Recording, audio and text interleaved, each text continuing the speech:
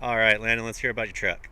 So this is my 2010 Toyota Tacoma. It was a TRD Sport, 4-liter, 6-speed manual. I had it from bone stock and just worked it up from this. Icon Stage 5 suspension, coastal off-road bumpers, front and rear, modified to fit my needs. It's the high clearance kit, so you have to cut the frame rails a little bit. 10,000 pound Warren winch up front. Motor's all stock, still just as gutless as any other Toyota, but I love it. Standard Prinsu roof rack. Interior of the cab's pretty much stock. Of course, I had it. This is Rhino liner or Raptor liner, same thing. The quarter panels and factory paint were completely trashed all the way around.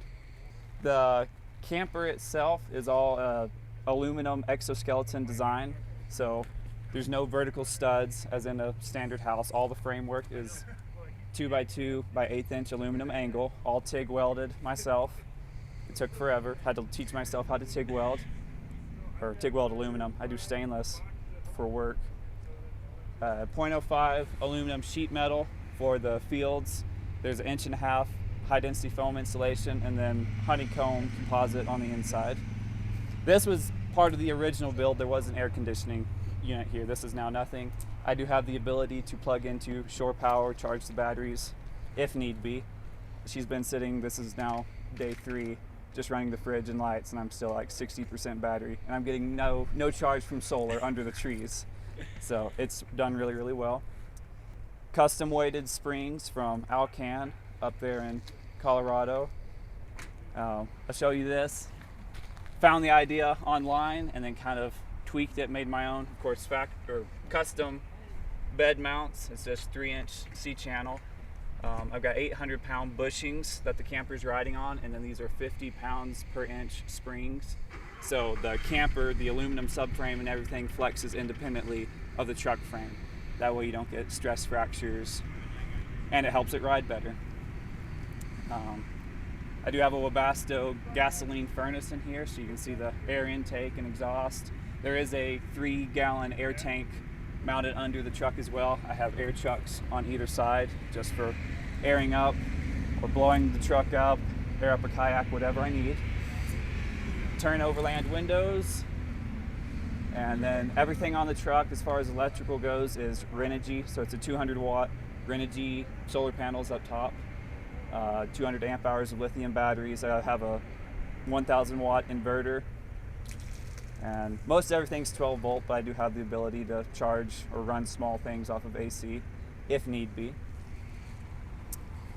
Again, the rear bumper is another plate kit from Coastal Off-Road, so I welded that up and then modified it to fit the needs of my camper. The funny thing about this is I had the bumper before I built the camper, and you can see it better on the other side, but it's a 55-degree angle on the corners here. So it cost me literally probably another week and a half of labor to get the back angle of the camper to flush out and match the body lines of the bumper. And I kind of did these retro style tail lights. It's all 6-inch tubing that I cut down, and I think it turned out pretty sharp. Geolander tires, 16-inch rims, that's all pretty standard. I do have Baja Designs rear lights, flush mount, so that helped tremendously. Fuel can rack slides out also if I need to. Makes it easier to load those up. Folding ladder, so this slides up underneath, tire shuts, everything's nice and clean for when I'm traveling. There she goes. Again, this is turn overland door, turn windows. Didn't cut corners on that. Outside lighting, 270-degree awning is just from Overland Vehicle Systems. Works well. I don't honestly use it all that much because it's been really windy, but when it's not, it's great. So yeah, that's kind of it for the outside.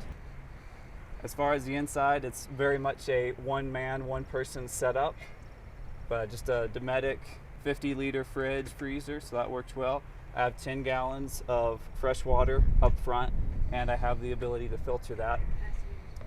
Do have a sink inside, all pressurized, and I have it plumbed for an outside spigot, but I did not get that finished up for Expo West. Bed platform, and just plenty of storage and everything. Bed platform lifts up. I call this my mud room. It's my mud box for dirty clothes, nasty hiking boots and everything. If anybody's ever lived out of a small truck or just a camper in general, you realize how quickly you need somewhere just to shove all the nasty stuff, get it out of the way, try and keep everything clean. And that's the pass-through. I don't know if I mentioned that, but there is a pass-through from the cab of the truck to the camper. There's a blackout curtain up there right now. But that way, inclement weather or camped in a shady area, I'm a smaller guy, so it's easier for me to crawl through and drive away if need be, or just try and keep the heat in the truck when it's cold. Both of the batteries are mounted under the floor. That is the access panel there. I just throw the rug over it. So they are heated and insulated batteries. Of course, being lithium, they're sensitive to that. Have to keep them warm. Yeah, all my electrical is up in the cabinet, front cabinet up there. Again, inverters, charge controller, all that boring stuff. Yeah, past that, it's just a pretty simple setup with storage. Thanks, Landon. It came out great. Really like your build. Thank you very much.